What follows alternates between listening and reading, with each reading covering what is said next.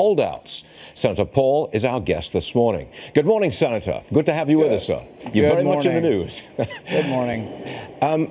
I think that something, even an imperfect bill, is better than nothing. What say you, sir?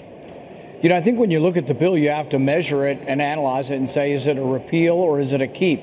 Is it keeping Obamacare or repealing it? And so, you know, if it's keeping it, how could I possibly be for keeping Obamacare? It keeps most of the subsidies, it keeps most of the regulations, and it adds a new federal insurance company bailout of $130 billion. Tell me what part of that is conservative.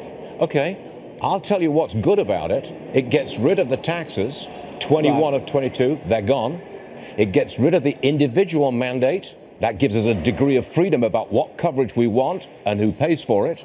And it gets rid of the employer mandate. Right. That takes an enormous restraint off the labor market. I mean, that is something. I guess the problem... Isn't that better than nothing, Senator? The problem is a lot of people are going to ask, myself included, is it honest to get rid of the taxes but continue the Medicaid expansion forever? The Medicaid expansion never goes away. Realize that when we voted 60 times to repeal Obamacare, we voted to gradually end the subsidies and gradually end the Medicaid expansion over a 2-year period. That was our position only a year ago. Now our position is we're keeping the subsidies forever. We've added a brand new bailout fund for insurance companies. I am horrified. The insurance companies make $15 billion a year, and we're going to give them $130 billion of taxpayer money. It's obscene. I mean, what kind of conservative notion is that? I mean, we could lower the price of cars also. We could have a car stabilization fund. We could have a college stabilization fund. We could have an iPhone stabilization fund. It's insane. It's obscene to say we're going to give rich companies taxpayer money. If you push it and it becomes more conservative, you lose the moderates and you don't have the 50 votes. Well, we could remind the moderates that they pledged to repeal Obamacare, root and branch. You still won't have the votes. We could remind them that they said that about 1 million times. You won't have the votes. And now they're, well, we'll see. But you know, the thing is you don't have the votes now. No, that's the question. Isn't the question something will be, better than nothing? Here's the question. If moderates want to go home to their state and say they kept Obamacare, so be it. Conservatives are going to go home and say we pledged to repeal it and the bill wasn't a repeal. Now, I'm not saying it can't get to repeal. I met with the president yesterday. I told him I am very much open to making the bill better. I think he is also.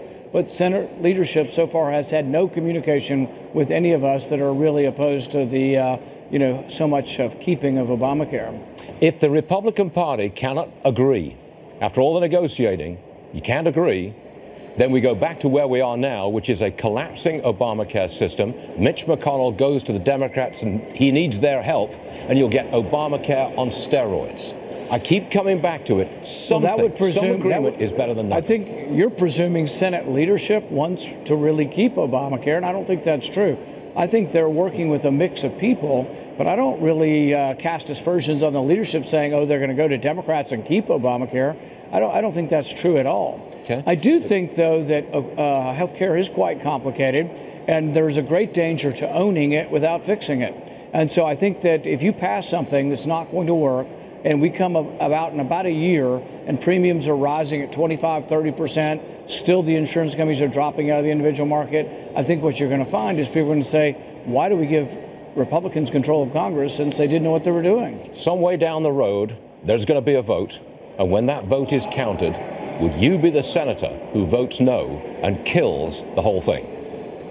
I would be the senator that would vote against keeping Obamacare. The other senators can explain why they vote to keep Obamacare, but I'm not voting to keep it. So it's going to have to be a repeal bill. This is what I pledged to the American people. This is what conservatives have pledged. If people are going to go back on their word and they're going to keep Obamacare, let them go home and explain it. Senator Rand Paul, very much a man in the news, and we thank you very much for being with us this morning, sir. Thank you. Thank you. Yes, sir.